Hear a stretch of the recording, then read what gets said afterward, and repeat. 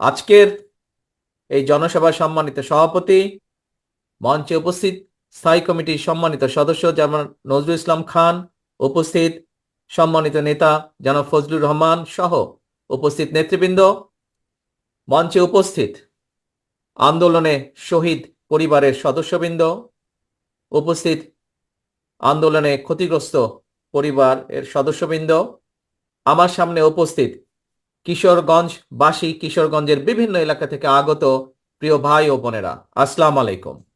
জবাবদিহিতা থাকবে জনগণের কাছে, সেই জন্য জনগণের অভাব অভিযোগ তাদেরকে দেখতে হবে, শুনতে হবে। সেই জন্য জনগণের সমস্যা তাদেরকে দেখতে হবে, জনগণের দুঃখ কষ্ট তাদেরকে দেখতে হবে। আমাদের যুবক সমাজের বেকার যারা থাকবে তাদের কর্মসংস্থানের ব্যবস্থা সেই জনগণের সরকারকেই করতে হবে। সেই জন্যই প্রয়োজন জনগণের সরকার, সেই জন্যই বাংলাদেশে প্রয়োজন বাংলাদেশের মানুষের কাছে জবাবদিহিমূলক একটি সরকার যারা বাধ্য থাকবে জনগণের কাছে। এবং সেই জন্যই সেই অধিকার প্রতিষ্ঠিত করতে হবে ভোটের মাধ্যমে, এবং সেই অধিকার প্রতিষ্ঠিত করতে হবে জনগণের মাঝ থেকে। জনগণের জন্য সেই অধিকারকে প্রতিষ্ঠিত করতে হবে যে কোনো মূল্যে।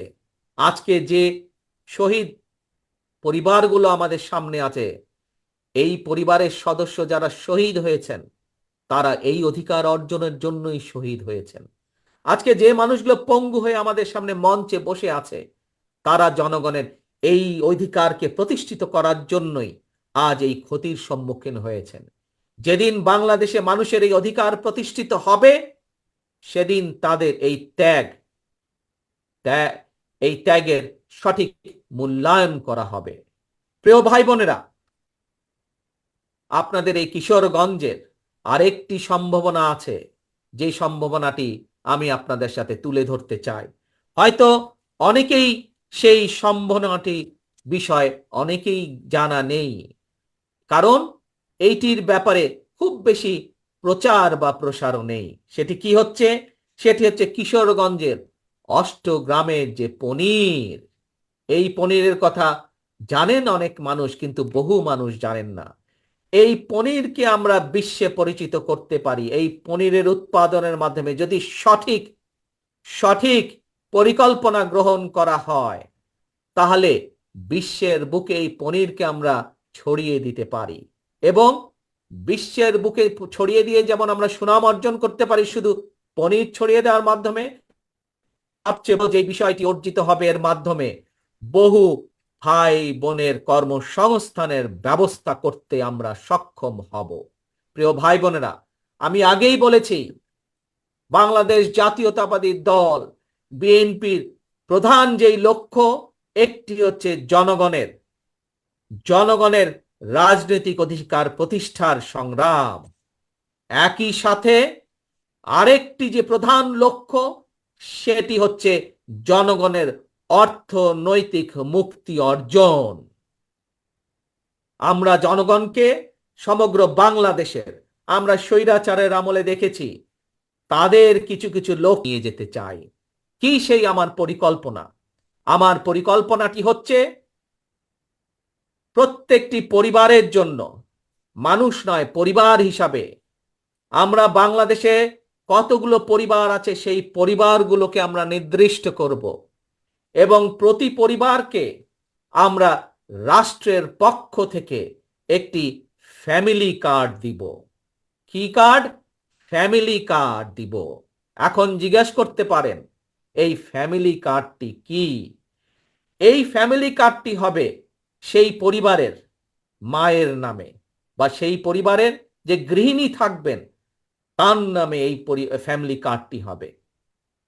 রাষ্ট্রের পক্ষ থেকে আমরা গ্রাম থেকে শুরু করে থানা জেলা পর্যায় পর্যন্ত আমরা প্রত্যেকটি পরিবারকে চেষ্টা করব একটি পরিবারের মাসিক যে প্রয়োজনীয় খাদ্যদ্রব্য যেগুলো প্রয়োজন, তার মধ্যে কিছু সংখ্যক খাদ্যদ্রব্যের একটি নির্দিষ্ট পরিমাণ সহযোগিতা করার জন্য, যাতে করে প্রত্যেকটি পরিবারের উপরে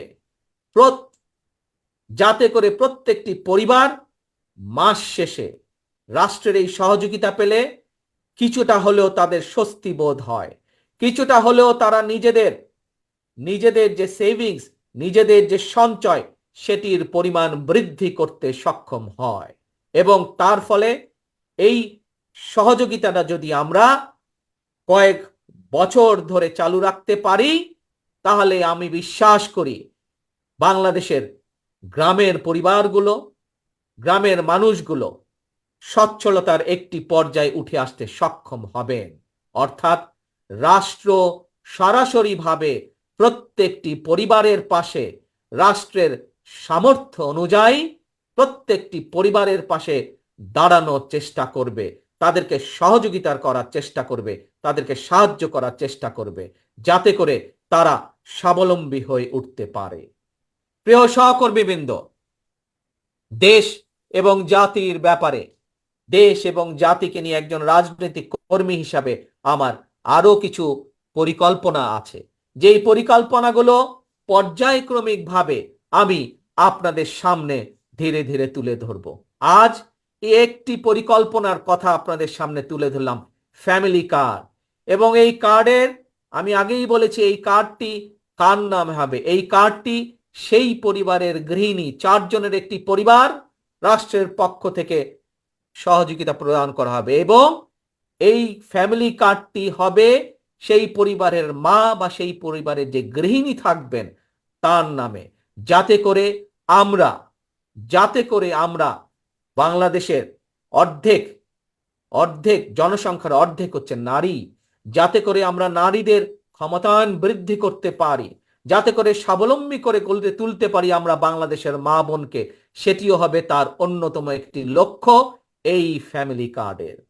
প্রিয় ভাই বোনেরা, আপনাদের সামনে আজ আমি যেই কথাগুলো তুলে ধরলাম, যেই কথাগুলো আপনাদের সামনে আমি বললাম, তার লক্ষ্য এবং উদ্দেশ্য একটি। কি সেই লক্ষ্য এবং উদ্দেশ্য? বাংলাদেশকে সামনে নিয়ে যাওয়া। আমরা বাংলাদেশের মানুষকে স্বাবলম্বীভাবে গড়ে তুলতে চাই অর্থনৈতিকভাবে। আমরা বাংলাদেশের মানুষের রাজনৈতিক অধিকারকে প্রতিষ্ঠিত করতে চাই, এবং এটিই হচ্ছে আমাদের লক্ষ্য, এটিই হচ্ছে আমাদের উদ্দেশ্য।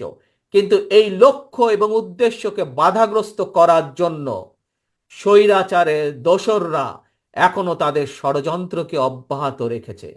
প্রিয় ভাই বোনেরা, আজ যেই শহীদদেরকে আমরা সম্মান দিয়েছি এখানে, সেই শহীদদের আত্মত্যাগকে যদি মূল্যায়ন করতে হয়, আজ যেই পঙ্গু ভাই বোনদের বা ক্ষতিগ্রস্ত আমাদের সহকর্মী ভাই বোনদেরকে যে আমরা যেই সম্মান দিয়েছি, তাদের সেই সম্মানকে যদি মূল্যায়ন করতে হয়, তাদের আত্মত্যাগকে যদি মূল্যায়ন করতে হয়, তাহলে আজ দল মত নির্বিশেষে আমাদের সকলকে ঐক্যবদ্ধ থাকতে হবে।